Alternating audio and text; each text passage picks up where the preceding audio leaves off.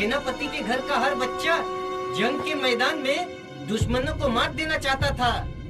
योद्धा अपने परिवार और देश की रक्षा के लिए युद्ध भूमि में दुश्मन को मारते हैं, लेकिन मुझे उम्मीद है वो दिन जरूर आएगा जब टेरन, एस्मोडियंस और सेलेस्टियल योद्धा एक दूसरे के साथ शांति से रहेंगे और देश को सेनापतियों की जरूरत ही नहीं पड़ेगी। ऐसा हुआ तो कितना अच्छा होगा ना।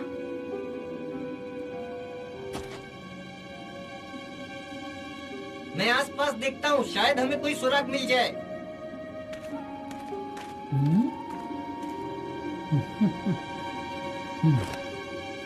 पिताजी, आप कहाँ चले गए? कौन है वहाँ? शक्तिमान, तुम? अब तक 4 लोगों को नहीं ढूंढ पाए। तुम लोग किसी काम के नहीं। चुल्लू भर पानी में डूब मरो तुम सब। मालिक, मुझे लगता है कि वो योद्धा मर चुके हैं। हमें तो उस भिक्षु को ढूंढना चाहिए, वो जरूर यही होगा। मुझे तो ऐसा ही लगता है सरदार।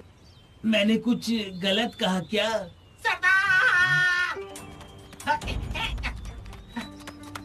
सरदार, वो मिल गए। सरदार, मैंने उनमें से 2 योद्धाओं को नीचे घाटी में देखा है। हाँ। क्या वो अभी भी जिंदा है? सैनिकों, तैयार हो जाओ। मुझे किसी भी हालत में वो लोग जिंदा चाहिए। जो हुकुम।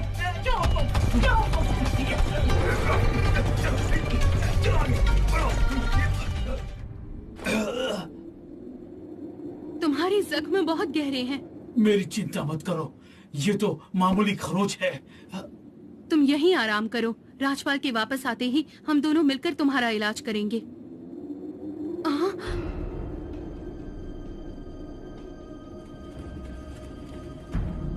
ये तलवार, क्या मैं इसे देख सकती हूँ?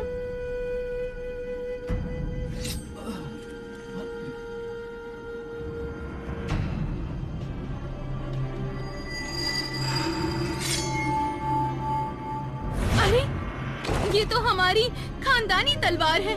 क्या कहा? ये खानदानी तलवार है? हाँ, बहुत पहले पिताजी यहाँ दानवों से युद्ध लड़ने आए थे, लेकिन लड़ाई जीतने के बाद वो गायब हो गए और हर किसी ने ये बात मुझसे छिपाने की कोशिश की। मुझे अभी पता चला कि वो लड़ाई यहीं हुई थी, इसलिए मैं सुराग ढूंढने आई हूँ।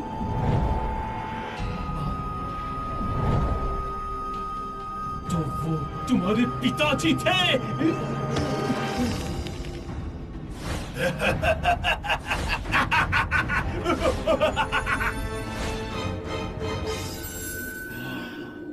शक्तिमान, तुम मुझे बताओ, तुम्हें ये तलवार कहाँ से मिली?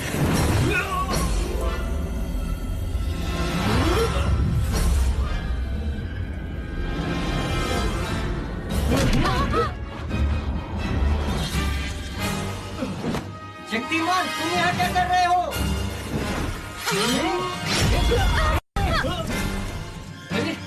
आखिर तुम्हें हो क्या गया है? मैं अपने महाराज की मौत का बदला लूंगा। आज पिता के पापों की सजा बेटी को मिलेगी। मैं तुम्हें नहीं छोड़ूंगा। बीच में मत आओ।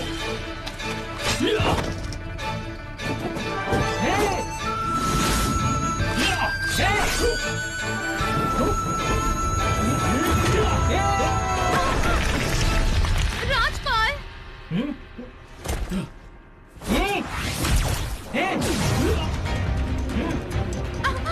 राजपाल! तुम बीच में मत आओ।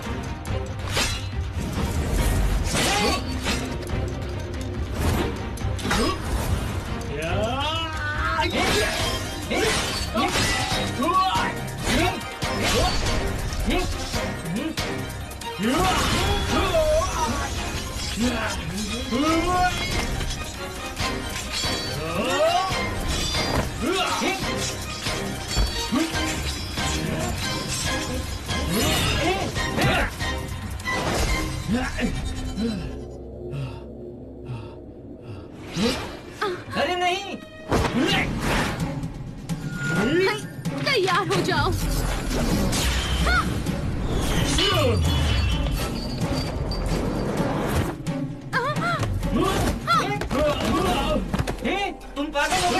सीधे सीधे बताओ किसकी मौत हुई है? शीला के पिता ने इस तलवार से हमारे महाराज की जान ली है। अब मैं इसे जिंदा नहीं छोड़ूंगा, मैं उसे मार दूंगा। नहीं, ये झूठ है। क्या तुम ये बात नहीं जानती? महाराज को बुलावा आया था और वो बिना सोचे समझे चल पड़े। उसके बाद उन्हें किसी ने भी नहीं देखा। उस दिन से अमरोह के लोग आपस में लड़ रहे हैं। हर छोटा मोटा सेनापति महाराज की गद्दी पर बैठना चाहता है।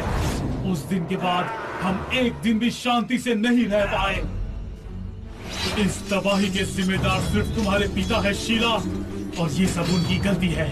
समझ रही हो तुम? नहीं, ये झूठ है। अगर एस्मोडियंस ने टेरन पर हमला कर दिया तो उन्हें मारना हमारा फर्ज है। चुप रहो! तुम शांत हो जाओ, हम एक दूसरे के दोस्त हैं। महाराज मुझे अपना बेटा समझते थे। अगर तुम्हारा कोई अपना मारा जाता तो शायद तुम्हें मेरा दर्द समझ में आता। अब कीमत चुकाओ, मरने के लिए तैयार हो जाओ।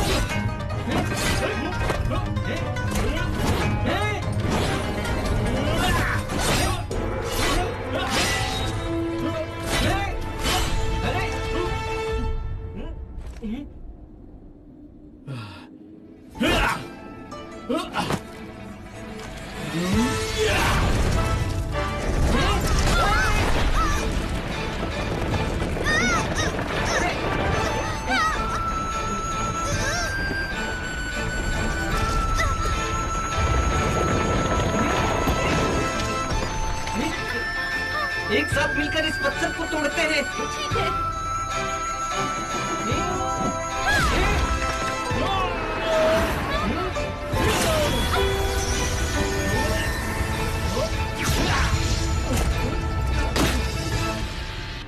गुरुजी कल्याण, ये क्या हो रहा है? शक्तिमान को लगता है कि शीला के पिताजी ने उनके महाराज की जान ली है। क्या? ये कैसे मुमकिन है? शक्तिमान, तुम शांत हो जाओ। इस बात का कोई सबूत नहीं कौन है। कहता है सबूत नहीं है? हाँ? मैं अच्छी तरह जानता हूँ कि इसके पिता ने ही उनकी हत्या की है। उनके कवच में ये तलवार धंसी हुई थी। अगर उन्होंने नहीं तो किसने मारा होगा? आधी अधूरी जानकारी पर तुमने ये तय भी कर दिया? तुम जल्दबाजी कर रहे हो। मेरी बात सुनो, सच्चाई जानने के लिए हमें थोड़े वक्त की जरूरत है, और अगर तुम्हारी बात सच निकली तो तुम शीला को सजा दे सकते हो।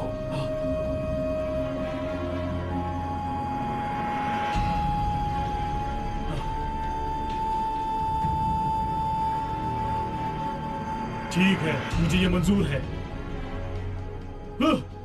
तुम और राजपाल यही रुककर आराम करो, और शीला तुम मेरे साथ चलो। हाँ, यही सही रहेगा।